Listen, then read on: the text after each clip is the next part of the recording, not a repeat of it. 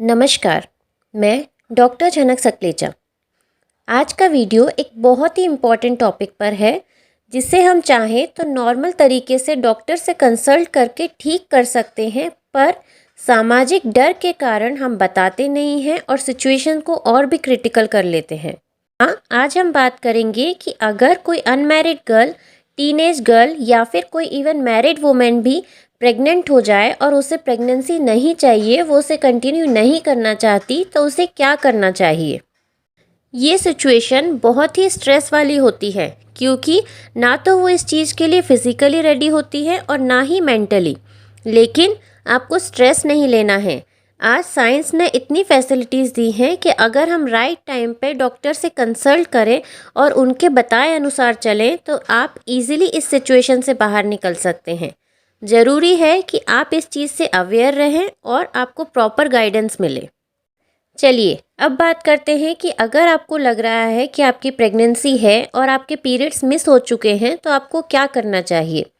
तो सबसे पहले तो पीरियड्स मिस होने के बाद आपको प्रेगनेंसी टेस्ट करना चाहिए। मार्केट में कई तरह के यूपीटी किट्स अवेलेबल हैं। आप किसी भी नज़दीकी मेडिकल स्टोर से जाके यूपीटी किट यानी यूरिन प्रेगनेंसी टेस्ट किट लाइए और टेस्ट करिए। अगर टेस्ट नेगेटिव आता है तो अच्छी बात है। अगर टेस्ट पॉजिटिव आता है, उसमें 2 लाइंस आती हैं, तो इट मीन्स आपको प्रेगनेंसी है।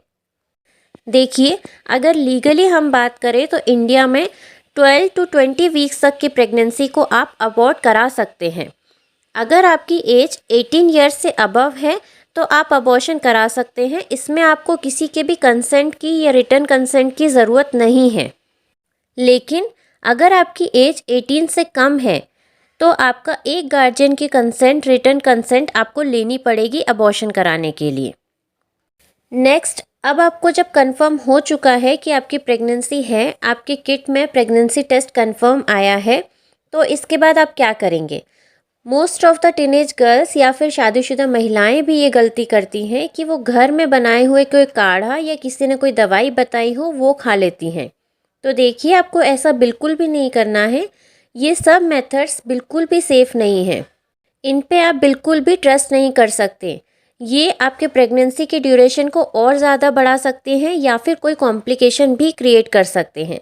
इसलिए प्लीज़ इन सब घरेलू उपाय में मत पड़िए। हो सकता है कि इन मेथड से आपको ब्लीडिंग भी स्टार्ट हो जाए, पर भरोसा नहीं है कि अबॉर्शन पूरी तरह से हो या ना हो। चलिए अब आगे बात करते हैं कि अगर प्रेगनेंसी आपको कंटिन्यू नहीं करनी है तो फिर आपको क्या करना है। सबसे पहले तो आप एक गायनेकोलॉजिस्ट से मिलिए। जब आप डॉक्टर के पास जाएंगे तो वो आपका एक अल्ट्रासाउंड कराएंगे, यूएसजी कराएंगे, जिससे उन्हें पता चलेगा कि प्रेगनेंसी कितने डेज़ की है। अगर प्रेगनेंसी 7 टू 8 वीक्स तक की रहती है तो मेडिसिन के द्वारा भी अबॉर्शन किया जा सकता है। देखिए, यूएसजी इसलिए भी कराई जाती है कि कहीं प्रेगनेंसी एक्टोपिक प्रेगनेंसी तो नहीं है, मतलब जो फर्टिलाइज्ड एग था वो यूट्रस में इम्प्लांट ना होके कहीं दूसरे पार्ट में जाके इम्प्लांट तो नहीं हो गया है। जैसे कई बार इम्प्लांटेशन फैलोपियन ट्यूब में भी हो जाता है या फिर एब्डोमिनल कैविटी में भी हो जाता है, जो एक बहुत ही जानलेवा स्थिति बन सकती है। इसलिए यूएसजी कराई जाती है। अगर आपके डॉक्टर कहते हैं कि आपको यूएसजी करानी है तो उन पर ट्रस्ट रखिए और यूएसजी कराइए। अगर आपकी प्रेगनेंसी यूएसजी में 7 टू 8 वीक्स तक की आती है तो वो आपको कुछ अबॉर्शन पिल्स देते हैं। उसमें मीफेप्रिस्टोन और मीज़ोप्रिस्टोल का कॉम्बिनेशन होता है। मीफेप्रिस्टोन की एक टैबलेट ओरली दी जाती है, यानी कि उसे खाने के लिए कहा जाता है। उसके एक दिन बाद मीज़ोप्रिस्टोल की टैबलेट दी जाती है। या तो आपके डॉक्टर कहेंगे कि उसे आप ओरली ले लीजिए या फिर वेजाइना में रखने का भी कह सकते हैं। तो ये आपको आपके डॉक्टर के अकॉर्डिंग ही करना है। मेडिसिन लेने के 24 घंटे बाद आपको ब्लीडिंग स्टार्ट हो जाएगी।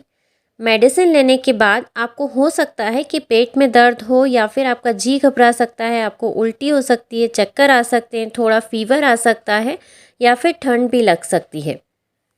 अब अबॉर्शन होने के 2 हफ्ते बाद आपको आपके डॉक्टर से एक बार कंसल्ट ज़रूर करना है, ये कंफर्म करने के लिए कि अबॉर्शन अच्छे से हुआ है या नहीं। अगर हम बात करें कि प्रेगनेंसी अगर 8 वीक से ज़्यादा की है तो कई बार मेडिसिन का इतना इफेक्ट नहीं आता है, तो हो सकता है डॉक्टर आपको डीएनसी कराने की सलाह दें। ये प्रोसीजर बहुत ही सिंपल है, इसमें आपको डरने घबराने की बिल्कुल भी ज़रूरत नहीं है। इसमें कुछ इंस्ट्रूमेंट्स के द्वारा आपके यूट्रस को एम्प्टी किया जाता है। उम्मीद करती हूँ कि इस वीडियो के द्वारा मैंने आपको अवेयर भी कराया हो, प्रॉपर गाइड भी करा हो। अगर आपकी कोई भी डाउट हो तो कमेंट सेक्शन में कमेंट करके मुझसे पूछ सकते हैं। मिलते हैं नेक्स्ट वीडियो में। Till then take care, be healthy and safe. Thank you so much.